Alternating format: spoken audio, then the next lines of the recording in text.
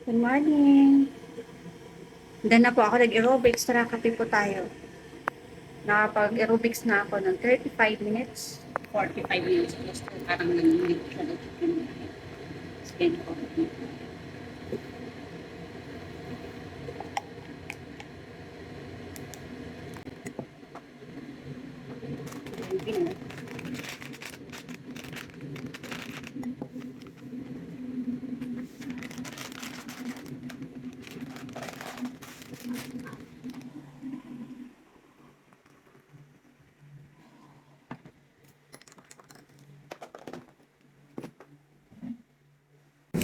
Yan, after mag-coffee, kaya tayo sa taas. Taas.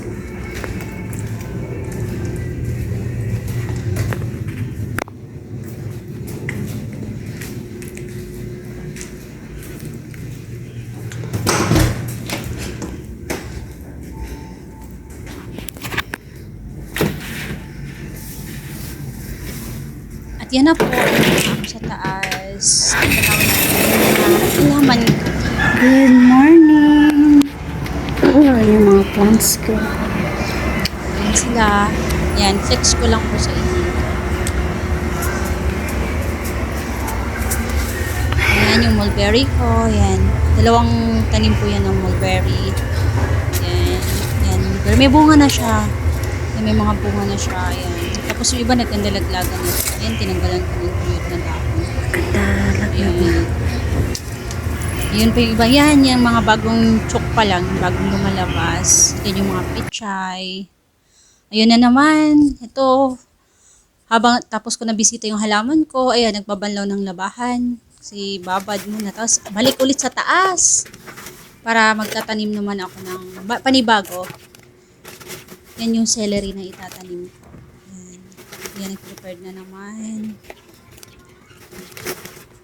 Ganyan tayo kasipag. Mapapagod pero di susuko. Yan, dilig-dilig, dilig-dilig. Yan siya, busy.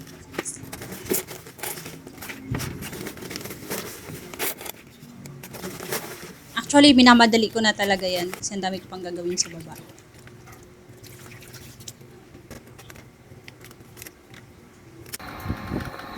Ayun. Yung time na yan, ayan, punta na kami ng palengke. Kasama yung anak ko. Siya ang nagbibideo niyan. Ayan. Drive, going to the market. Bibili naman ng para sa lunch namin. Ayan, yan yung daanan. Ayan, afternoon. Ayan na nga, at pagka-uwi ko ng bahay, ayun, nakita ko naman yung anak kong lalaki. Ayan, linis, punas-punas ng mga, ng wine area. Ayan, sa may TV kanina, ayun, sobrang sipag niyan. Ayan, nag-chill na siya dyan. Ang pusa naman ang inaalagaan niya. Actually guys, hindi namin pusa yan. Marami lang talagang dumadalaw sa bahay namin na pusa. Since naman nakakaawa, ayun, pinapakain namin. Kaya parang buong company na sila. Ayan, yan yung time na magpe-prepare naman ako para sa, para sa dessert.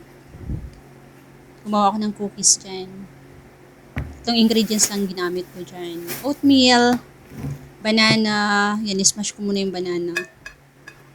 Yan, smash. Ayan. Yan, dinurog-durog ko na talaga yung mga banana dyan. 4 pieces of banana lang yung ginamit ko. Yan, naglagay lang ako ng vanilla, pampabango lang.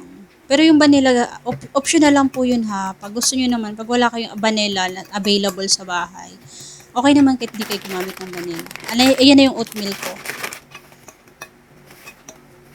Yan, chocolate oatmeal po ang ginamit ko dyan. Kasi naubusan na ako ng plain oatmeal. Yan ang available ko. Yan, minix ko na yung oatmeal sa banana. Tapos hinalo ko lang. Tapos ayan, may natira pa akong goya. Yung ginamit ko na rin siya. Yung ginamit ko tumikim naman. Tinikman ko muna. Ayan, lasang chocolate nga. Ayun siya. Tapos ayun, mix. Ganun lang siya kadali. Nag-prepared ako niyan para in case na gusto ng mga kids ko kumain sa merienda. Ayan, meron. Ayan, nag-add pa ako ng oatmeal dyan kasi nga medyo basa-basa pa siya. Pag nagluto kasi tayo ng cookies, make sure natin na hindi siya basa. Medyo dry na yung niya. dry na yung nasa lagayan. Ayan, halo lang, halo. Ayan na, yan. Inutusan ko anak ko dyan. Ayan, pinabili ko siya ng Happy Peanut. Ayun, yun yung anak ko. Yan, pinabili ko siya ng peanut dyan. Tapos ayun, pinrock ko yung peanut. Kasi imimix ko yan. Actually guys, optional pa rin po if gusto nyo maglagay ng peanut o hindi. Ayan, nilagay ko na po siya sa lagayan. Lagay ko na siya sa making pan. Kasi ibibake ko na yan. Wala kasi akong scoop na ice cream scoop. Kaya ayan, ginamit ko siya. Kutsara, spoon ginamit ko. Tapos in-sprinklean ko lang siya ng Happy Peanut. Pwede naman po kayo gumamit ng ng raisin. Nasa sa inyo kung anong gusto nyo i-toppings dyan. Ako kasi mas ready ako sa Happy Peanut kasi affordable lang kasi siya. Hindi siya mahal. Kaya ayun. Ayan, another open na naman. Next, another pack para naman sa Dinamihan ko talaga siya sa taas. Pero yung nagbukas pa ako ng isang peanut dyan, nilagay ko dyan sa bowl. Ayan siya.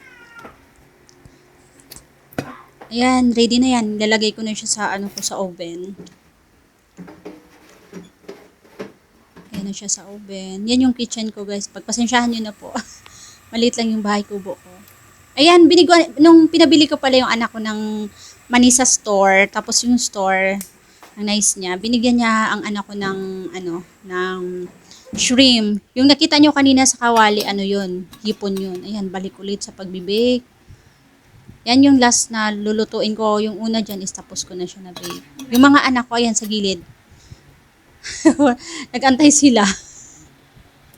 Pero yung isa, mainit pa kasi. Pwede na sila kumain. Ang problema lang is mainit pa. Sabi ko, wait nyo muna. Ayun. Yan yung last ko na peanut. Ginamit ko na siya. Ganyan kasi pag mga anak ko, pag may ginagawa ako, nasa side ko sila para kung kailangan na ng tulong ko daw, ayan sila lagi. Hindi ka na magtatawag pa, ayan sila. At yun na nga, ayun, shout out nga pala sa kapitbahay ko nagbigay ng tree. Maraming salamat, Bertina, kasi nakaraan di ako pupunta kasi busy. Maraming salamat po sa panunood. At sana po, support po. Ayan, nag-enjoy po ako dyan sa kinakain.